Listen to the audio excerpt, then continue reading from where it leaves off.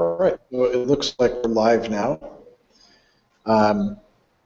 Welcome to everybody to the first panel discussion for the Palermo Woodblock Conference. And this one is focused on the future of higher education. We're going to have three panelists, Denise Dunbar, Michael Lee, and Kent Anderson. I'm not sure if we have Kent on yet, so I'm going to do a little bit of very brief videos, and then right if you have questions, you can tweet to Palermo. You can also send them in, and we're going to aggregate them, and towards the end of the session, we'll have the panelists answer the questions.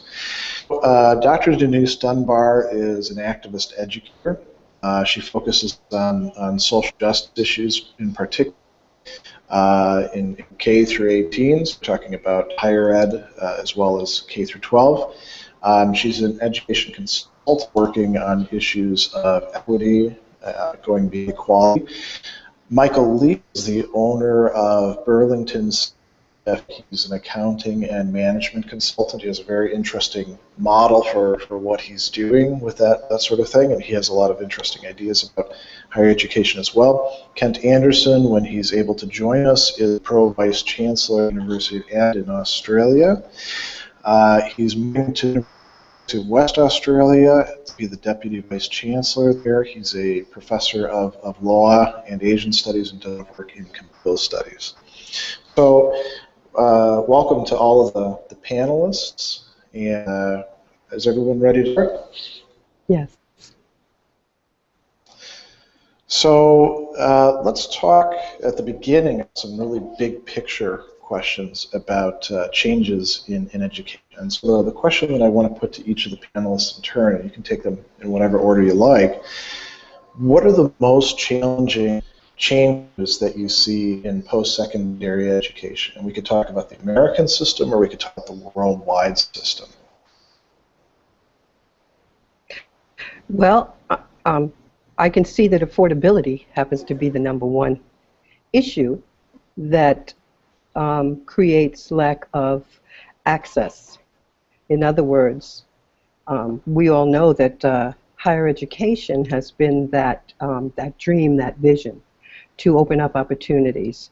However, it has become very much out of reach for everyone, including middle class. It's always been a problem as far as access and opportunity for those in working class or in lower socioeconomic. So I would say that one of the greatest issues is access due to monetary. That's one of our biggest challenges. Yeah. What do you think, Michael? I would agree. You know, I spent almost $80,000 on an MBA from Babson College, and that is not normally accessible to people in the middle class, or frankly upper middle class. The amount of money you have to borrow, and then the cost of that money over the next 20, 30 years it takes to pay off for most people is a significant burden. And I think many students in an MBA program question as they're going through it whether or not the cost burden is worth it compared to the return that they'll get afterwards in the job opportunities available. And since job opportunities available continues to either be insignificant or decline for many middle class people here in the United States, it's a challenge to see whether or not the MBA education itself or graduate school still holds the value that it used to have maybe 30, 40, 50 years ago. So I see some changes happening, or and challenges happening in and around graduate school education as well, both for business as well as technical education. But at the same time, many employers are still valuing the type of education you receive at the graduate level and the type of people they look for in hiring at the management level. So there needs to be kind of a both and work in both how do we make school more affordable, accessible to people in the middle class, but also how do we help employers kind of view education a little differently as they make hiring decisions.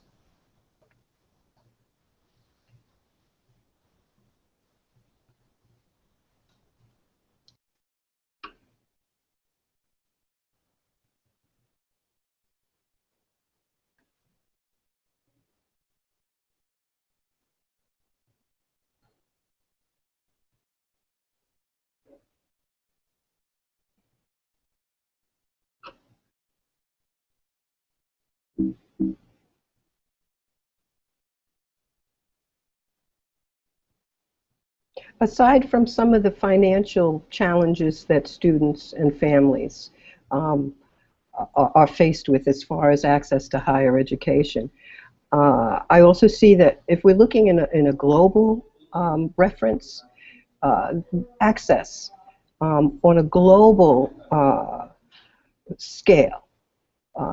When we look at institutions like Oplerno, the opportunity to go into places where access would be a far-off dream. Actually, we can bring education to communities, particularly in spaces where there may be reconstruction, um, and to educate whether it's technology or social sciences. This venue also, a Plano, when we're looking at it within the frame of higher education, also opens up this whole notion of global education. So I think that's also one of the challenges that we're faced when we're looking at traditional education and whatever that may mean, and also access in this day of globalization. You know, when I was studying, globalization was a far-reaching concept. I feel very fortunate to be alive today that I have actually arrived at that whole notion of participating in a global institution.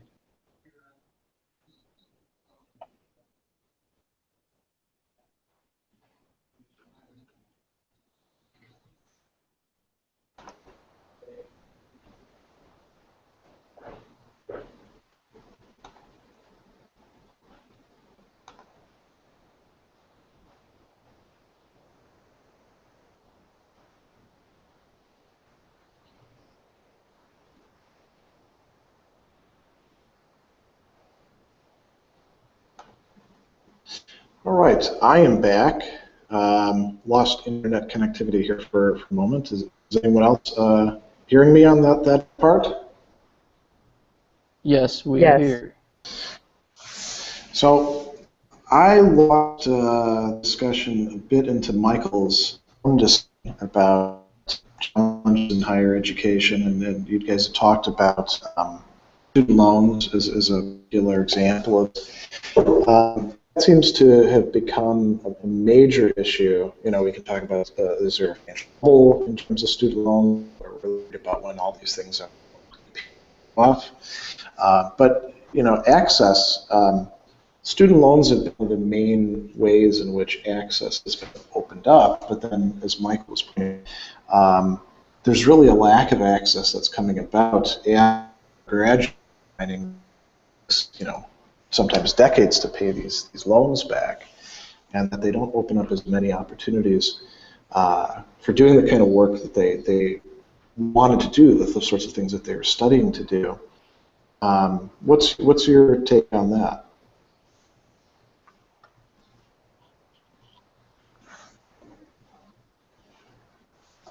Um, that's a great question, Greg. I would say that you know, the idea, both from an undergraduate and graduate level, the idea that a student graduates from 4 years of college with $100,000 in debt, or especially if they go to a school like University of Vermont or an Ivy League program, and they come out looking for a $40,000 a year or $50,000 a year job, which is what, you know, most college graduates are seeking after. If they can land a $40,000, $50,000, $60,000 a year job, it's a pretty good, you know, wage for them starting out of college.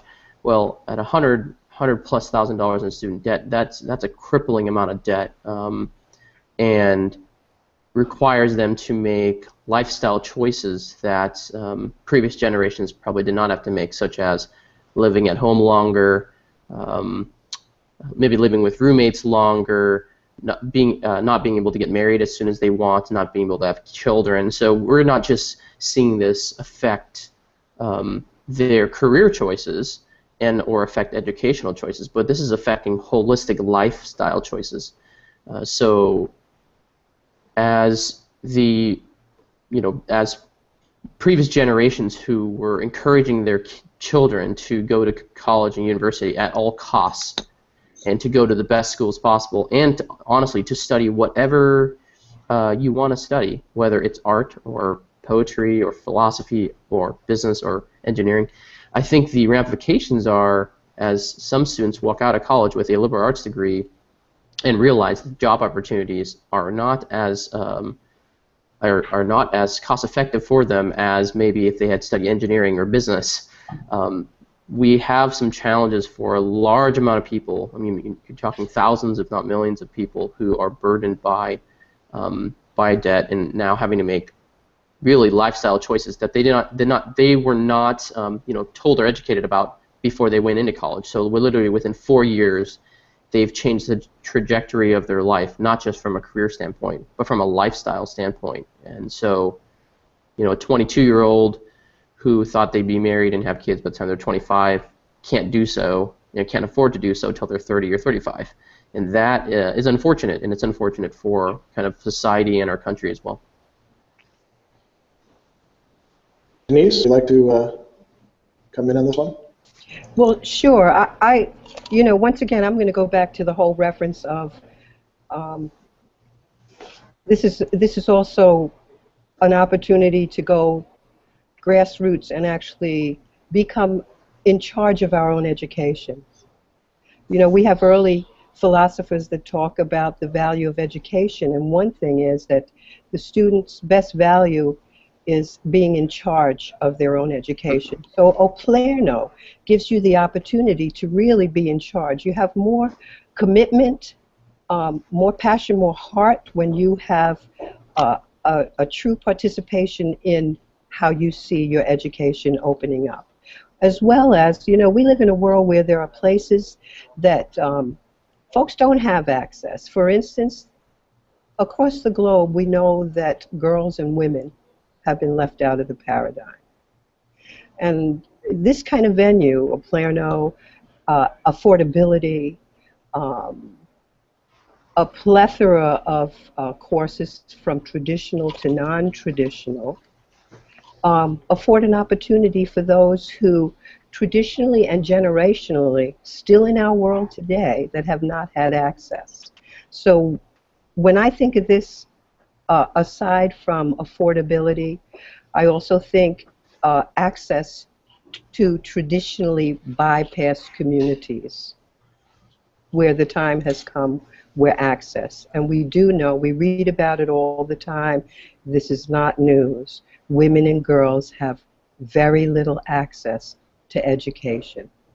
So being an activist, thinking in terms of social justice and equity, this venue, this opportunity really resonates with me as a social justice educator as well.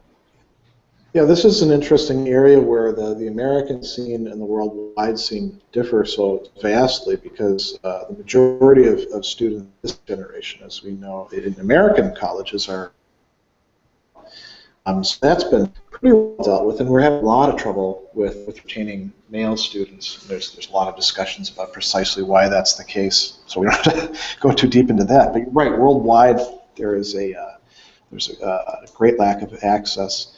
To go back to the issues of cost and class, with Oplerno, things are being made much more affordable, and there's other initiatives to do that as well for post-secondary education. Because I started actually looking. I was teaching as an adjunct at one of the online courses I was teaching and adding up how much the students were paying for it, and I realized that the school was actually taking in something like about 12 times what I was getting paid as the professor to develop and teach the class. And you think about the students. They don't know oftentimes where most of the money is going. And it used to be in the past that a lot of money was going into payroll, primarily for academic affairs. But at least in the American scene, I don't know if we can say this so much about the worldwide situation. It seems like as education costs have gone up, there's been a commensurate decline in what they're actually getting for education. And so that seems to be one of the obstacles that we have to find some way to address as well.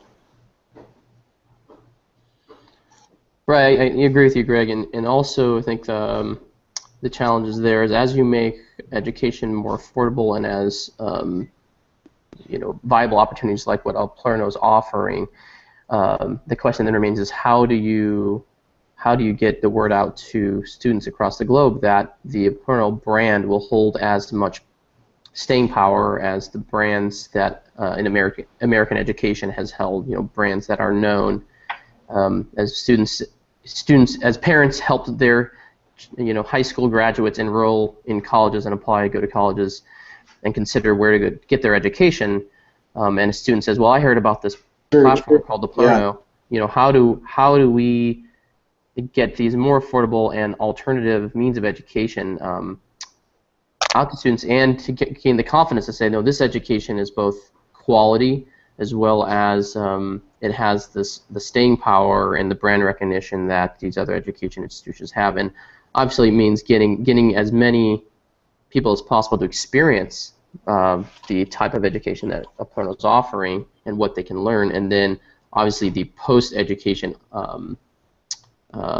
benefits or things that come after you've taken a class or you've received some certificate through Alplerno.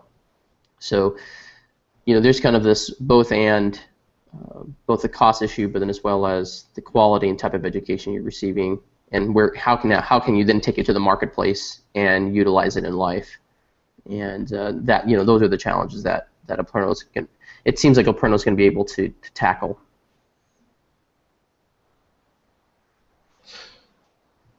Yeah, that actually is a good lead-in to another question that I wanted to steer us towards. One of the, if we think to the big discussions around academically adrift about 5 years ago, one of the contentions that Aram and his fellow researchers were making was that although a lot of money is getting pumped into education, there's not a lot of tangible learning going on that can show up in demonstrable skill development. And dramatically, at least in American colleges, there's more talk about cultures of assessment and that sort of thing. But the dirty little secret is if you're involved in it, it's very patchwork. But it seems like if something like Alplerno is going to take hold and is going to really provide value, one of the things that's going to have to happen is that graduates are coming out of these classes with demonstrable skills, and there's a lot of ways to measure these sorts of things. I don't want to say you have to have one size fits all, some sort of standardized system, but that would seem to be something that is lacking much of the time. Alplerno is kind of situated in the middle. On the one hand, you have the for-credit institutions of the traditional ones, and then there's been this whole burgeoning of Coursera and things ranging from Coursera and edX MOOCs all the way down to people using YouTube videos to do lifelong learning and everything in between. But none of that is for credit, and Alplerno is trying to situate itself in between. And it seems like the only way that can really push forward is through showing that learning outcome. So I guess I don't have so much of a question to put to you, but rather sort of a comment to get both of your take on it. Well, it sounds like, and I'm just going to read this back to you, it's a marriage of tradition and new ways of doing business. And in other words, it's a blending of tradition and non-tradition, whatever that may mean. Because, you know, we also go full circle when we're dealing with education. So when I think of your statement, your comment, there are so many ways. I think in the frame of how we assess students, there's so many different ways in which we can assess learning. Once again, I'm big on the experiential education piece. I'm 64, and I'm a strong believer in lifelong learning. And that experience, our experiences also are a big piece of how we've learned in the world. Not everybody has to even go to college, we can see that, or to university. There are many people that homeschool and are very successful. The world is their teacher. They make meaning from all of those. I'm pretty constructivist as well. So combining that with where we are today, I just see, once again, this venue as an opportunity to blend like a good wine, tradition and non-traditional. So that's just my take on it. That's good. I mean, we talk about coming out of education with demonstrable skills. You know, one of the fields that has obviously shown that whether or not you have education, demonstrable skills tend to trump that is in the area of technology and IT, and especially in programming, web development. You have, you know, I have one of my best friends I grew up with who doesn't have a college education, but you know, learned how to program in Java and learned how to do web development programming, and showed his skills superior in the marketplace. And there's places to demonstrate those things, whether it's portfolio sites or hacking sites or you know, online communities where those kind of skill sets can be demonstrated and shown. And educational background really does not matter. It's almost like the technology has become a level playing field for that. And so, how you would bring that into other areas where demonstrable skills can be shown, such as in accounting or technical accounting knowledge, or in law practice, or in science. That would be great to see. Could or other alternatives to traditional education create platforms in which a student can demonstrate knowledge and skill after taking a class, or have a portfolio put up. These are the types of very technical and challenging problems I solved, whether through this class or just through lifelong learning. I think that's one of the areas that traditional education actually has lacked. Is employers really are not employers, and those who are offering jobs, right, to these graduates are not impressed with most of the things students work on in their classes. They could care less, and they're, you know, when they're having a challenge to compare a college graduate to, you know, somebody who's maybe 2 or 3 years experience of work without a college degree but knows what they're doing. And so demonstrable skills is a big need in this. And so it sounds like that's a challenge that Plurno is trying to tackle on its platform, which is great to hear. Yeah, I was, you know, as somebody who's played around with, you know, putting together one of the courses, it was nice to see the Canvas tools and how they got. I use rubrics anyway, and I'm sure that you know, Denise, you do as well, because education people love rubrics, and for good reason. But you know, the very design of this platform forces us to use rubrics. So even the people who don't necessarily use them have to use them if they want to teach for a Plurno. And those, you know, you've got criteria. You can compare them across, you know, courses, and that seems pretty important. This is a good segue as well for a question I wanted to ask everyone about technology. What is the technology that you are most excited about seeing used in education, that you think has the most transformative potential?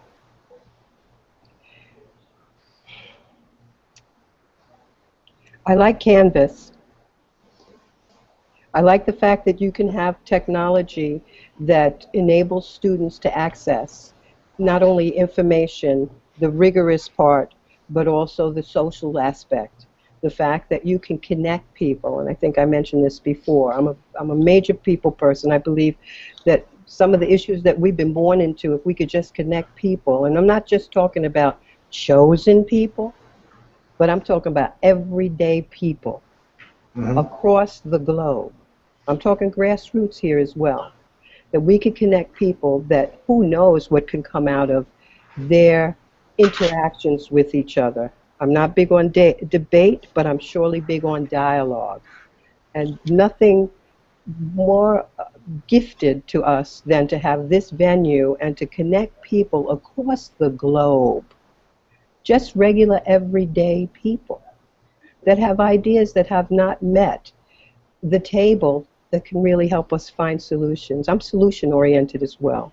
So if we can connect people, we have technology that enables students to join discussions, join dialogue, share ideas. So we also have a great, I don't like using the term think tank. It's too militaristic for me, but right now that's the only thing that comes to mind.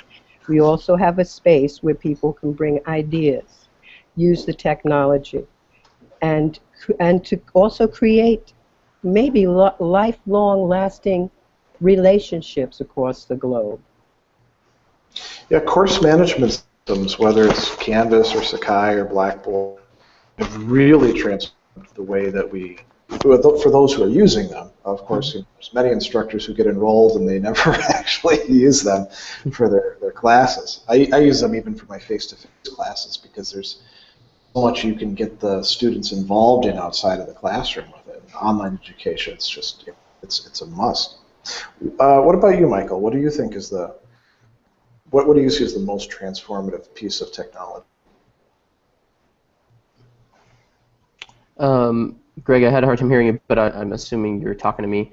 I still believe, obviously, that mobile technology has leveled the playing field in regards to accessibility of communication across the world, and that we're still in the infancy stage of leveraging mobile technology from an education or to use it for education. Boot on to YouTube videos. So I think educational institutions still need to find ways to leverage mobile technology on months and allow people to learn in meaningful ways through their mobile devices, because the mobile device has become basically the third arm or the third eye for most humans in the world who have them now, and they're more mobile devices than computers. So the likelihood of a poor Indian child or a Chinese family in a Chinese village living in poverty, the likelihood of them having a mobile device is fairly high compared to them having a laptop that is fully accessible to the internet. So platforms like Operno and others who are going to leverage these mobile technologies to allow educational access are going to have bigger success in providing education across the globe, and in seeing people from different countries and of different backgrounds actually learn from one another, which was not possible in times past, but now is very possible. So the idea that I can learn from that rice farmer in Cambodia, or that young Arab that was part of the Arab Spring in Libya, those are the things that are exciting to see the potential to hear about and to be able to learn from them and learn from their experiences here in my little office in Burlington, Vermont. So utilizing and leveraging mobile technology is going to be a big factor in seeing education change. Yeah, I like what you say, Michael. I like what you say, because what just came to mind for me, Gregory, as well, is that we hear the term "it takes a village to raise a child." We may just need one mobile device to have a classroom for a group of kids or a group of students. I won't even use children. The fact that if one family, and we know that in many communities that are collaborative and cooperative, that phone, that device, may become the classroom for 5 or 6 children in a village or or in a community. So it might just take a phone to educate a community at some point. Just thinking in terms of how Oplano has so much to offer on a global perspective. Yeah, I'd agree. I'm actually surprised when I was teaching using Sakai as a platform that I had a few students who were able to complete papers using their phones. You know, I mean, that would have never have occurred to me. These weren't very long papers. These were, short 2-page papers. Mm-hmm. But nevertheless, they were able to, get that done, negotiate the CMS, get it uploaded, check that they had uploaded it. And then when they told me that I was a little surprised at the fact that I was surprised that I didn't know that it was actually possible. But as the technology gets better and better and better, I think we'll see an integration of mobile devices and course management systems, particularly with tablet technology. So it looks like we have questions coming in. Are you guys ready to start fielding questions from our audience? Sure.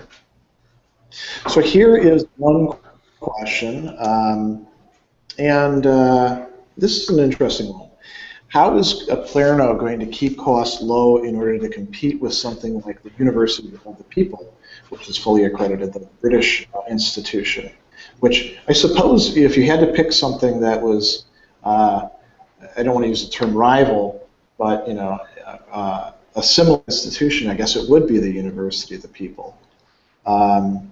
So I think both of you have ideas about how costs are going to be kept low for Oplano, and I can certainly chime in as well. Obviously, I think the way Oplano's business model has been structured is by default able to keep costs low. I don't see University of People as a competitor. I see it as another alternative offering to the marketplace of traditional institutional education. So it's great to see University of People, and hopefully many others come to the playing field to offer alternatives, because there's billions of people across the world who need education. So Oplano is going to be one of many platforms that hopefully provides a cost-affordable quality of education means for people across the globe who can't afford or honestly won't be sent to these traditional educational institutions. The other thing we forget too is that some countries who obviously subsidize education for the students they send to they send their best students across the globe to the U.S. or to the Western schools.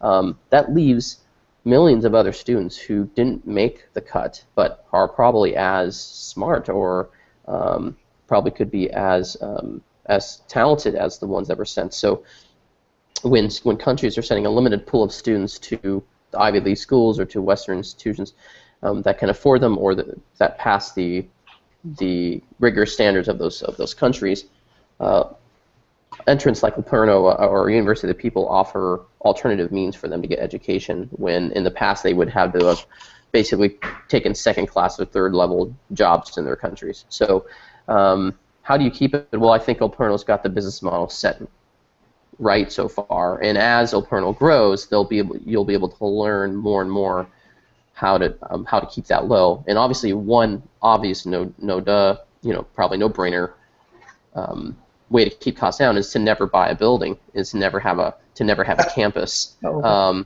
never have unneeded staff that not even need administration that doesn't need to exist.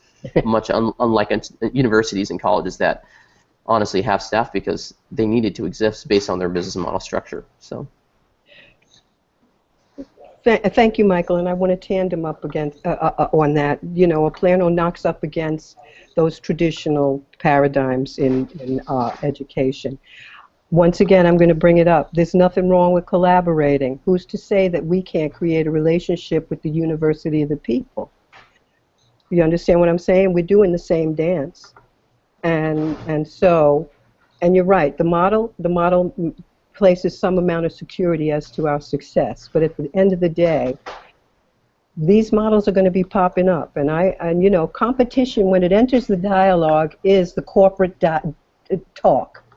So when we remove that from the middle of the table and we see what we're doing is for the greater good, the collaboration falls in place with competition. That's just my thoughts. And you're right, Michael. We always talk about the talented 10th. Aristotle talks about that talented 10th. Plano opens up the doorway for the talented 100%. Yeah, I think it's an interesting idea to see University of the People as a potential partner. I brought up a little bit earlier in the conversation that I did the mathematics on the classes that I was teaching to see just what the percentages were. And yeah, as it turns out, for teaching an online class, I was getting paid something like 8% of the net take, from all of these students. And you could say, well, that's because you're paying for infrastructure and this and that. But really, it was going towards staff, administrators, buildings. That's all the bulk of it was going. And it's, these online classes for the brick and mortar institutions are their cash cows because they already have, the things in place. They charge the students, quite a bit. We can offer classes, for a $500 3-credit class. We're, giving students something that's anywhere from, a third to a fourth of what a lot of them are paying for online classes at other institutions. And the instructor is getting, a much larger proportion of it, the lion's share. So there's an incentive for the instructor to put as much work possible into their classes, which I think ensures better designed classes. University of the People is kind of an interesting one. One of the differences between a Palerno and University of the People is that with a Palerno, you're going to get a global professorate. University of the People, I looked into it because when it came about, I was like, this is a great idea. They don't hire people outside of the UK. I'm not sure exactly why, but it has something to do with their their setup. So there's still plenty of diversity in the UK, but you're not going to get quite the scope with the University of the People that you might with a Palerno. Let me see if there's any other questions. While I do that, are there any things that you guys in particular would like to put out there or talk about that we haven't hit on yet?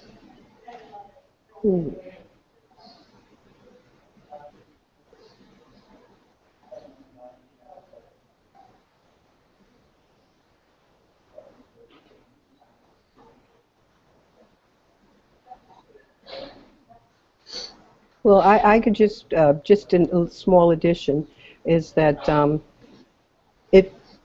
it's really an honor to be with an institution that is entering the global arena, and as you say, Gregory, with a global professorate versus just local professors. I just feel that once again, I'm a global person.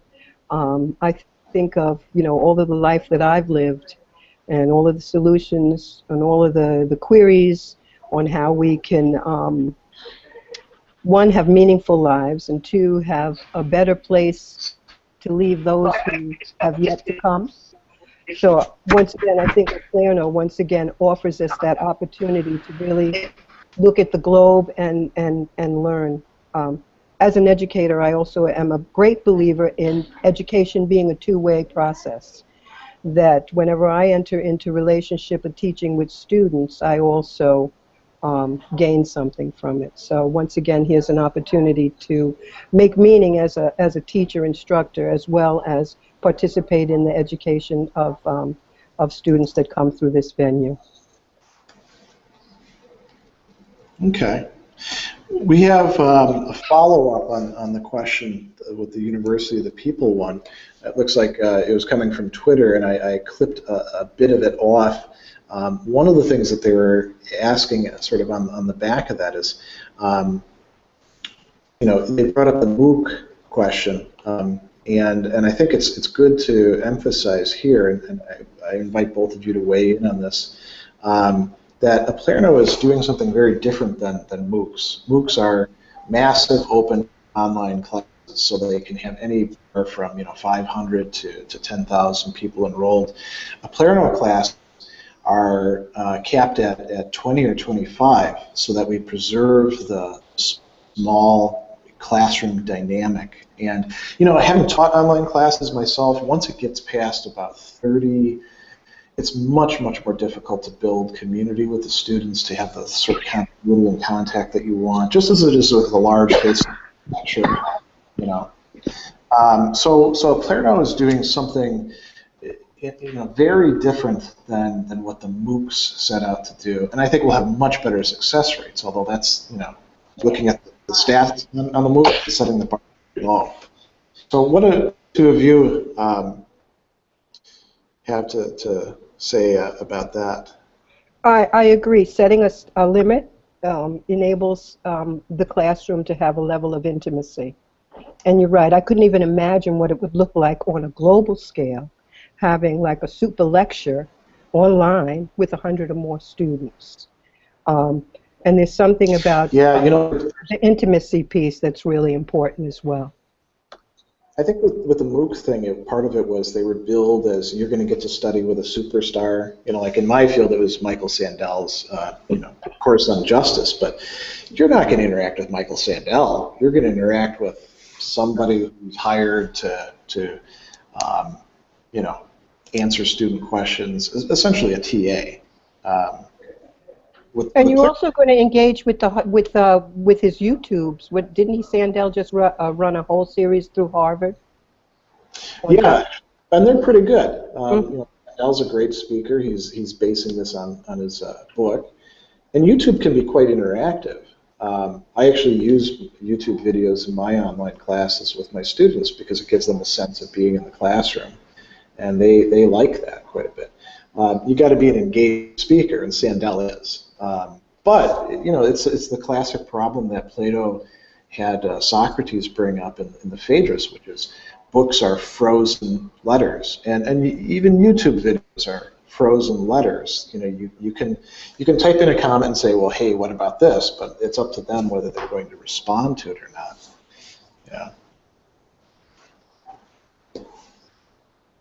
I'm not sure if we have Michael still on or not. Let me move on to the second part of the question that the person was asking. This is a good one. How will we make sure to build relationships between students, which is shown to improve student success rates? We've talked a little bit about that already. Do you want to field that one, Denise? How we build online community through? Well, you can use the technology, of course. What comes to mind for me is research projects. There's threaded discussions. There's so many ways. We have young people, old people, you name it. Everybody's on Facebook. Everybody's Twittering. Everybody's doing whatever they can through the devices. So at the end of the day, we're going to use this technology. And I'm of the mindset, because I've created and made some of my own relationships with people I never thought I would through this venue or this form of technology.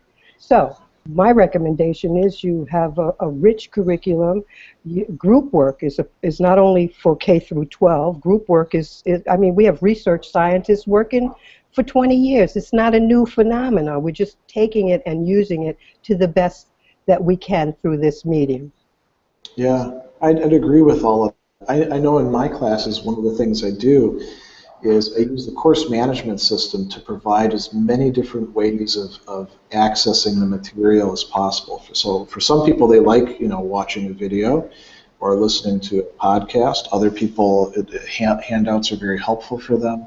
And then when it comes to assignments, I'll have individual assignments that they have to, a 1 to 2 page paper, perhaps a reflection thing. But then I'll ask them to talk about the content of their paper in the discussion forum with the other students. And so now they're getting different perspectives on it, finding out that what they came up with is very different from what their peers came up with. Because a lot of my students, quite frankly, like to agree with each other. Okay. So, that I think that's probably a challenge that you've had in your classes as well. The younger students sometimes need to be encouraged to disagree and debate. Well, one medium that I use is I always start off in my teaching with cognitive dissonance, that when you step into a space of dialogue, some people like to use the term debate, that you're going to go through these feelings or these that you can't even name or claim or label, but what we do is we start out with cognitive dissonance, that whenever we step into a learning experience environment, we are going to be knocked up against things that we may not agree or even realize are in the world, and that they're going to knock up against our norms. So what I do is I let everybody know that we're going to engage in material that's going to really rock our worlds, and that's okay. That's okay. Yeah, I have to build that into my syllabus actually, because I teach courses on ethics, and of course you're going to have lots of divergent perspectives, and people are in many cases not comfortable with having disagreement out there on the table.